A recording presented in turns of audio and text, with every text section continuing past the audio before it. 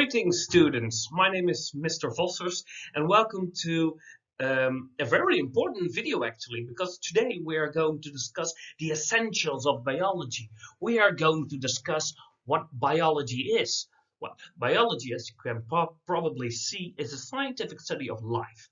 But what does it mean to be alive? We're going to discuss certain characteristics that every being that is alive has, and we are going to discuss what living things are made out of. So, let's begin. What does it mean to be alive? Being alive means that you are able to do things. We call those things characteristics of life, and there are 7 of them. Breeding, reproducing, meaning getting children, eating and drinking. In a better word, we call this metabolism, but that's for another video. We have excreting, getting rid of chemical toxins, basically peeing and pooing. We have to react to something, growing and moving. If you've gone to this list and you've come to the conclusion that you can do all of those 7 things, then congratulations, you are alive. And we shall call you an organism. A rock, for example, isn't alive. We call it lifeless. Why? Because it can't do any of those 7 characteristics.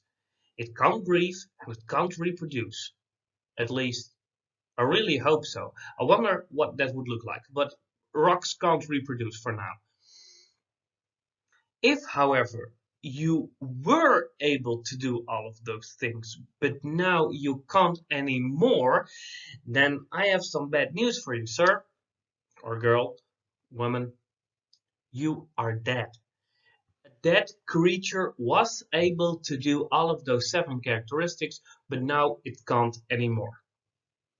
So, if we take, for example, this tiger, yay, the tiger is alive. Because a tiger can do all of those 7 things, and therefore we call a tiger an organism.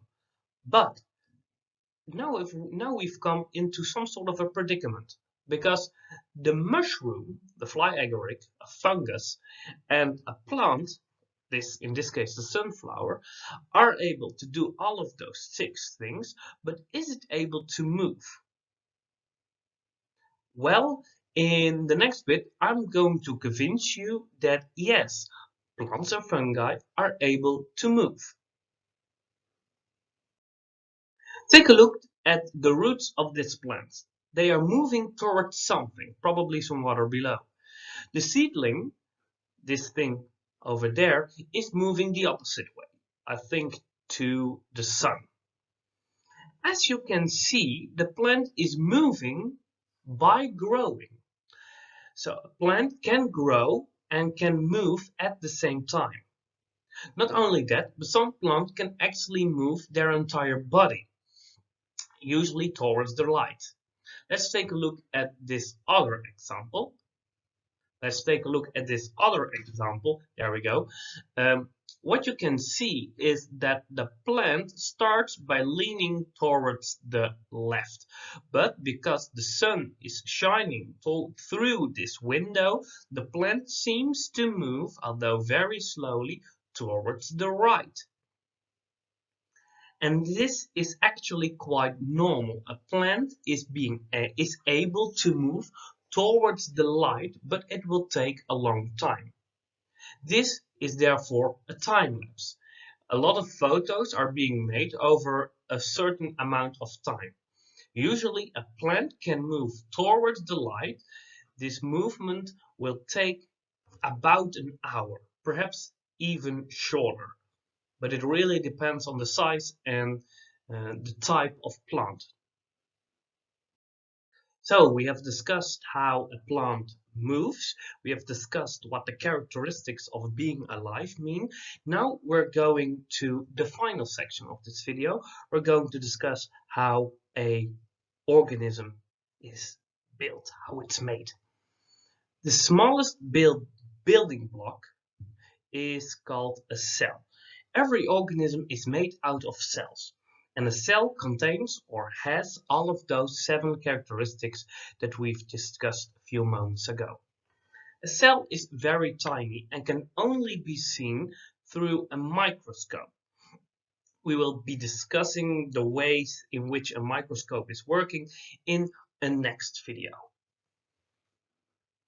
So every cell has the characteristics of life. It can breathe, it can reproduce, it can excrete, etc. and has a few components inside of it. These are a few of components that almost every cell has. Every cell has a nucleus, meaning they have a brain which regulates and controls the entire cell. We have the cytoplasm, a liquid inside of the cell, and we have a mitochondria, the powerhouse of the cell. And the mitochondria provides the entire cell with energy to do things. And finally, we have the cell membrane, which is like a bag which is able to contain the cytoplasm, the nucleus, and the mitochondria. I've said that you can compare the cell membrane to a bag, but there is a difficult concept to it. The cell membrane is like a bag, however, there are tiny holes inside of them, yet they don't leak. This is actually very useful. A cell has those tiny holes so that things like nutrients, food, and waste can go in and outside of the cell, yet cytoplasm, mitochondria, and the nucleus stay within. So, to give you this other example, a cell membrane is like a bag filled with a liquid with really tiny holes in them, and really tiny things can go through this membrane, can go in and outside of the bag, yet the liquid that is inside of the bag stays within.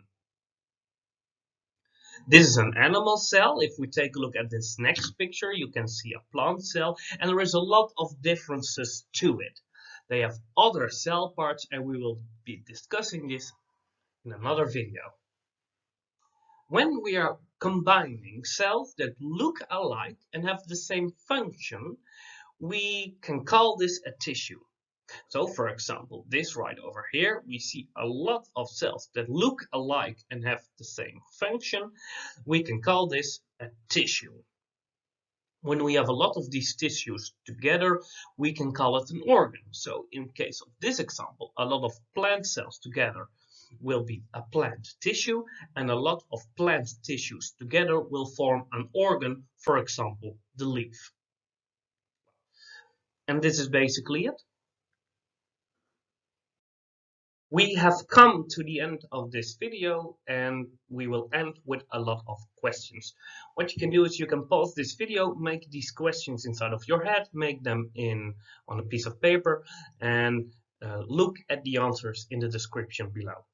If you have any questions or you want to talk to me or whatever, feel free to leave a comment and like and subscribe.